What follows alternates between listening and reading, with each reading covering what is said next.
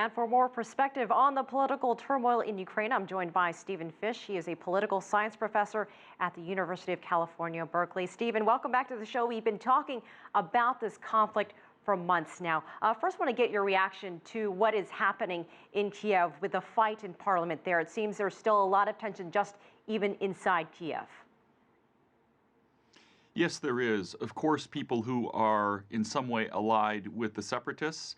Some of the members of parliament from East Ukraine are, in fact, saying things that, of course, are angering people on the other side. So, of course, things are going to be a little bit hot in parliament in Kiev right now. We have to remember that the Ukrainian parliament often is quite a dramatic place. This is not a new thing in the Ukrainian parliament. Want to get your thoughts on this plane crash a few days ago. Was this plane crash a game changer in the conflict between Russia and Ukraine? And what will it take to turn the tide?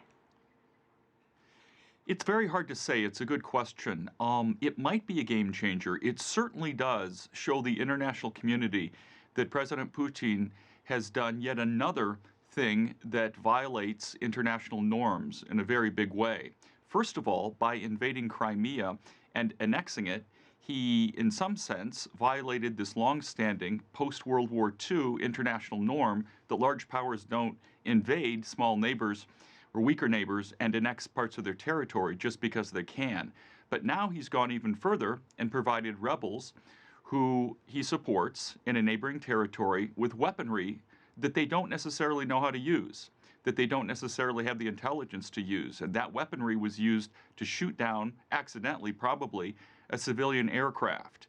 This can only redound to Putin's harm and to his international reputation being degraded by this incident. So he's in trouble right now.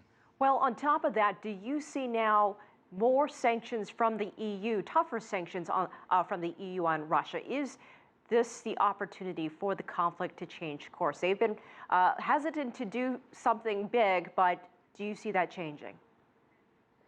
I think so. I think actually we will now see more willingness on the part of the EU to apply stronger sanctions. Remember, these sanctions are very painful for the EU to impose because EU countries are so dependent on Russia for their natural gas. So naturally, they are much more hesitant to apply strong sanctions for fear of retaliation by Russia than the United States is, because our economy in the States is less tied to Russia's. But this might be the impetus that the Europeans need to apply stronger sanctions. And you know, one country that has not been involved in all of that was Malaysia. Malaysia, because of this airline crash, was able to negotiate and get the black boxes back from the separatists. They were able to get the bodies moved on. Do you see this as an opportunity for maybe with someone within the international community? Should they deal with the separatists directly and separately? I don't think that the Malaysian government dealing with the separatists would really make all that much difference.